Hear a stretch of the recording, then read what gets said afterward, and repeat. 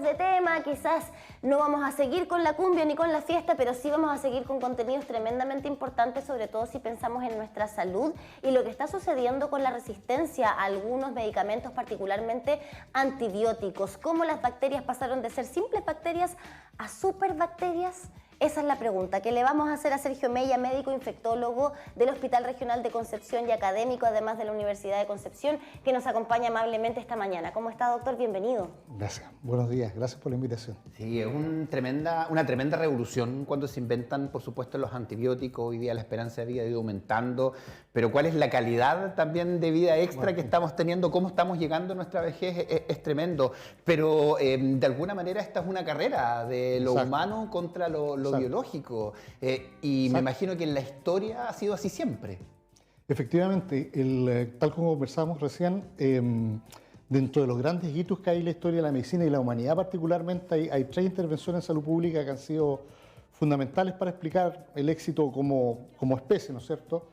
Por un lado, la potabilización del agua, las vacunas y los antibióticos. Y claro, llegamos finalmente a un tema filosófico súper complejo, podríamos estar largo rato hablando, porque ha aumentado la esperanza de vida, pero la calidad de mucha, ¿no es cierto?, nuestra población adulta mayor es un tema que es súper complejo de analizar y de manejar, y en eso está la sociedad, y no solamente nosotros, todo el mundo. Sí, de hecho, hay varios artículos que podemos hablar y que analizar en esta oportunidad para entender cómo es que las bacterias hoy día son conocidas como superbacterias, que son tan resistentes a los antibióticos que comúnmente utilizamos. Ahora, si a eso le sumamos el factor de la automedicación o de no conocer, desconocer o simplemente hacer caso omiso de la posología de algunos medicamentos, es brutal, doctor. Exacto. Bueno, lo que pasa es que hay todo un contexto biológico que ustedes señalaron. A ver, las bacterias existen como formas de vida, son de las más primitivas o primigenias, de manera que se han adaptado durante eones de años a las condiciones del planeta, condiciones extremas. El advenimiento de los antibióticos es un descubrimiento moderno en el siglo XX.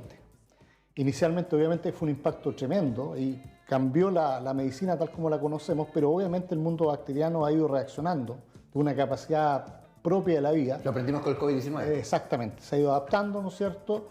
Y llegamos a esta situación donde, por el propio éxito de la especie humana, estamos teniendo problemas desde la contaminación hasta, ¿no es cierto?, cambio climático, hasta el problema de ¿cómo se llama?, la resistencia a los antibióticos, y de alguna forma un poco compleja, inextricable, están todos relacionados, ¿ya? Ahora, conversábamos también que todos nosotros tenemos bacterias en nuestro cuerpo que son importantes, están en equilibrio con nuestras propias células, pero el uso de un antibiótico, ¿no es cierto?, no solamente va a atacar a las bacterias que producen infección, sino que va a afectar a toda la comunidad de bacterias que están en nuestro cuerpo. Y por esta capacidad de adaptación del mundo bacteriano se van generando bacterias resistentes. Entonces, lo que usted señalaba de la automedicación es un elemento básico, inicial, de todos nosotros, de la cultura, ¿no es cierto?, y de la educación, que parte desde, ¿no es cierto?, la familia y pasa también por la enseñanza de pre y posgrado, incluso a nivel de, ¿cómo se llama?, primario y a nivel de enseñanza media. Sí, doctor, yo creo que es muy difícil encontrar hoy día alguna persona que tal vez nunca haya ocupado algún antibiótico durante su vida.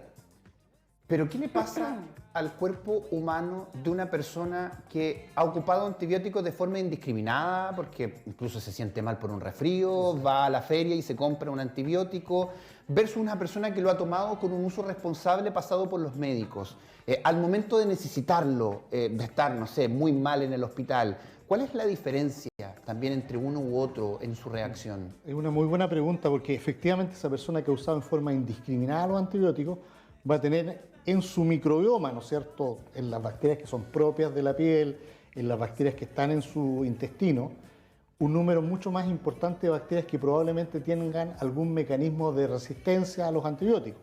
Entonces, por ejemplo, podría ser una dama, donde es bastante frecuente que tengan infecciones del tracto urinario, y cuando consulte sea utilizado en múltiples oportunidades antibióticos, lo más probable es que la bacteria que le va a estar produciendo la infección va a ser mucho más resistente a los antibióticos de primera línea que aquella persona que no los usa o lo usa en forma, digamos, adecuada en relación a la prescripción de un profesional de la salud, un médico. Claro, porque cuando y ahí hay que subir el nivel del antibiótico. Exactamente, y ese es el problema que ha ido siguiendo, porque ese nivel de antibiótico ya cada vez, para infecciones que se adquieren en la comunidad, por este sobreuso de antibióticos o abuso franco, significa que tú tienes que usar antibióticos que más que nada históricamente estaban reservados para pacientes que estaban hospitalizados durante mucho tiempo y que tenían muchas enfermedades concomitantes.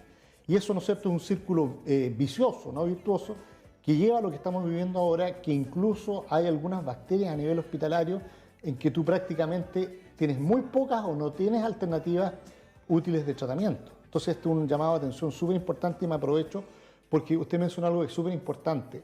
Primero, infecciones virales, el COVID, todos sabemos lo que era el COVID. Esa es una infección viral y el virus existe solamente dentro de una célula. El virus no es susceptible a los antibióticos. Los antibióticos matan bacterias, no virus. Por tanto, así como algo que deberíamos repetir como manto, ¿cierto?, es que los antibióticos son para infecciones bacterianas y no para el resfrío común, no para el COVID, no para la gripe. ¿No? Eso es súper importante de tener en consideración y por eso también los antibióticos son mediante receta médica. No hay otro consumo que no sea asociado a una receta médica. Y ahí preguntarle, doctor, porque muchos de estos tratamientos son por un periodo súper estricto y súper determinado, ¿no? Nos dicen 5 días o 7 días o 10 días con antibiótico, ¿verdad? Y cuando nosotros vamos y compramos nuestra receta médica, puede ser que la cantidad de días, ¿cierto?, necesite comprar 2 cajas, por ejemplo, de mi medicamento, ¿verdad? Sí. Me recetaron 7 días y la caja trae 5, entonces me van a tener que vender 2. Por ende voy a tener 3 pastillas de este antibiótico que me van a sobrar. Y ahí es donde empiezan los problemas. ¿Qué hago yo con esas 3 pastillas que me sobran? Las guardo si es que vuelvo a presentar síntomas, las boto, me las termino de tomar igual. ¿Puedo cortar el tratamiento antes si me empiezo a sentir mejor en el día 3 y el tratamiento es de 7 días? Ya, súper buena pregunta. En general, a ver, el primer concepto ahí es que, como dijimos, los antibióticos atacan específicamente a las bacterias, ya que tienen una estructura distinta de las células de nuestro cuerpo. Y eso hace que los antibióticos, lo que se llama la quimioterapia antibiótica, sea tan efectiva, a diferencia, lamentablemente, en general, de la quimioterapia antineoplásica contra los tumores, porque esos medicamentos atacan células que son eucariotas, propias de nuestro cuerpo, pero que se reproducen muy rápidamente. Pero ahí ataca células malas y buenas, y por tanto la quimioterapia antineoplásica es mucho más tóxica, a diferencia de la quimioterapia antibacteriana. Entonces, la quimioterapia antibacteriana, o sea, la terapia con antibióticos en general, es muy eficiente, requiere, en términos generales, cursos cortos y de notable eficacia.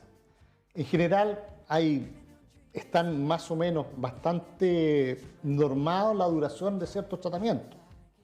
Una infección urinaria no complicada puede tratarse entre 3 a 5 días dependiendo del antibiótico. Una infección urinaria alta, una pielonefritis, son 10 a 14 días, etcétera, ¿ya? Entonces lo que hay que seguir es la prescripción y la persona debiera guardar responsablemente ese medicamento. Claro, pero no puedo cortar el tratamiento cuando yo estime conveniente, ni extenderlo. No, eso es súper importante. Cuando se siente mejor, no. Tiene que completar el curso de tratamiento, ¿no es cierto? Y por último, en el control plantearle y el médico ver, ¿no es cierto? Tomar una decisión, pues la medicina también tiene mucho de decisión clínica en relación a la evolución y al paciente en particular, pero de mutuo propio no es recomendable. Pero de todas maneras han aumentado las fiscalizaciones a las farmacias, hay farmacias que son bastante estrictas, otras no tanto, pero aparece todo este concepto de la venta en las ferias libres hoy día y además también de los robos que están sufriendo las empresas de transporte de medicamentos, están falsificando medicamentos. O sea, estamos ya, por último, por una parte eran los medicamentos reales que eran robados, lo que está muy mal también, pero hoy día nos pasamos al otro extremo, de falsificar medicamentos que se venden de forma libre. ¿Cómo ve usted que se está controlando eso por parte de las autoridades? No, hay falta de fiscalización y por otra parte, como sociedad nos falta educación a ese respecto. Es un tema tremendamente importante. Yo años atrás di una charla en Santiago y me tocó ir a ver. Yo fui personalmente a una feria libre y vi cómo se expendían los antibióticos. La indicación de un antibiótico vuelve a existir desde un profesional médico, ¿ya? Porque tú, en forma muy importante, vas a reducir el uso innecesario de antibióticos. Además, los antibióticos pueden tener efectos adversos per se, pueden tener alergias graves, puedes tener diarrea asociada al uso de antibióticos, ¿ya? Incluso en condiciones extremas puedes tener reacciones de anafilaxia, una alergia muy grave. Y por otra parte, lo que estamos conversando, ese uso favorece la resistencia a los antibióticos. De manera que hay un problema de educación nuestra y que también nos incluye a nosotros los médicos en forma muy importante, porque nosotros no educamos adecuadamente a nuestros enfermos. Pero por otra parte también tiene que ver con nuestra cultura general y con el respeto a la ley, ¿ya?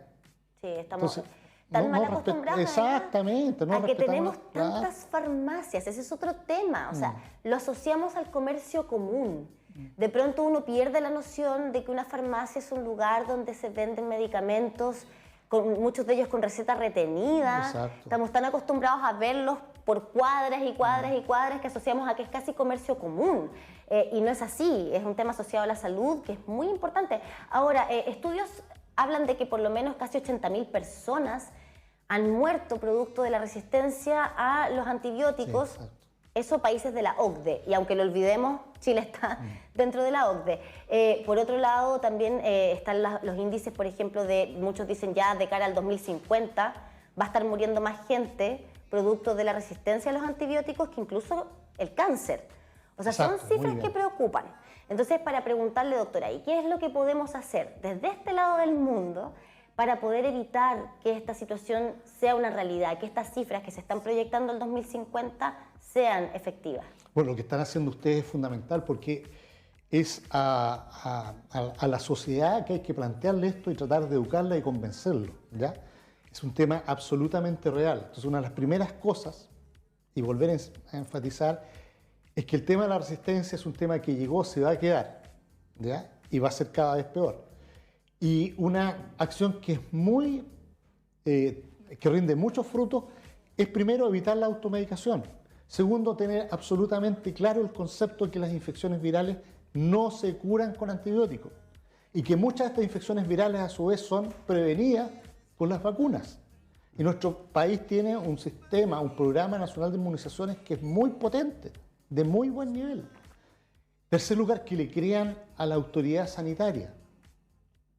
No hay sistema perfecto, pero nuestro sistema de salud, pese a los problemas que tiene, lo demostró, ¿no es cierto?, en la pandemia, que tuvo resultados que fueron bastante razonables y los resultados favorables, entre otros, entre muchos, fueron también, ¿no es cierto?, los programas de vacunación contra el COVID. Si eso finalmente fue lo que marcó, digamos, el control de la pandemia.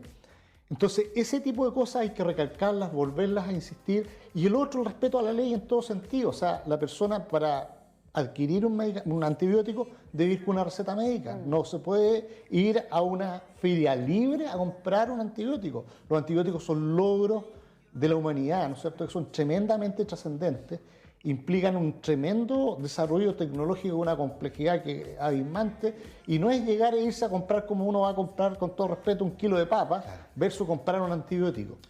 Y con respecto a falta de educación también, doctor, porque claro, tenemos todas las patologías que uno va al médico general, qué sé yo, lleva a los niños, en fin. Pero está todo el aumento, hoy día lo hemos conversado con nuestra querida Bascur, nuestra matrona, del aumento de las enfermedades de transmisión sexual también, que sabemos todo lo que está vinculado a la transmisión sexual es muy tabú. Es muy de secreto. Entonces muchas personas, en vez de querer ir al doctor por miedo, buscan en internet y van a las ferias libres a comprar a lo mejor algún medicamento. ¿Qué mensajes también podemos entregar eso con respecto al tema de la salud sexual y cómo abordar las enfermedades hoy día que también se están complicando? Bueno, es un tema tremendamente interesante y está muy ligado. Primero, decirle que ¿no es cierto?, a nuestros pacientes, a la comunidad, que hay centros de atención especializados. Por ejemplo, en el Hospital Guillermo Gran Benavente está el CAIS. Hay especialistas, gente de muy buena formación, experiencia, grupos multidisciplinarios, y los pacientes son atendidos, digamos, en forma muy profesional y con mucha dedicación. De manera que es un tema que por favor consulten, ¿ya? Sí. Lo peor que pueden hacer es no consultar, porque ahí tú tienes otro tema que es tremendamente importante, es que la poca pesquisa que tenemos de infección por VIH, ¿ya? Ahora, entroncando con el tema de la resistencia, uno de los otros, hay dos grandes enfermedades de transmisión sexual, aparte del VIH-Sida, que también han ido en aumento, han ido todas en aumento, pero particularmente la sífilis, que es una vergüenza, ¿no es cierto? Sífilis o lue, y la infección gonocócica, ¿verdad? La uretritis gonocócica, la gonorrea, y en todas sus formas, pues también puede producir en algunos casos particulares infecciones diseminadas. Ahora, lo complejo de la sífilis es que volvió de alguna manera, ¿no? Era una enfermedad... Volvió en gran medida como volvieron algunas otras enfermedades asociadas o potenciadas en forma lamentable por la irrupción de la pandemia de VIH-Sida. ¿Ya? La tuberculosis, por ejemplo, en los países desarrollados volvió a ser un tremendo tema en relación al advenimiento del VIH-Sida. ¿Y sífilis y gonorrea se trata con antibióticos? Ambas, porque son bacterias. Ya, y ahí hay un tema tremendo, porque por suerte para la humanidad, el Treponema pallium, que es el agente etiológico de la sífilis, es tremendamente susceptible a la penicilina. Y después de 60, 70 años, 40 y tanto, ¿no es cierto?, partió la penicilina, sigue siendo full susceptible. Uno cuando le enseña a los alumnos de pregrado le da ese ejemplo y de otra bacteria se llama Streptococcus pyogenes, pero Treponema pallium es tremendamente susceptible a la penicilina.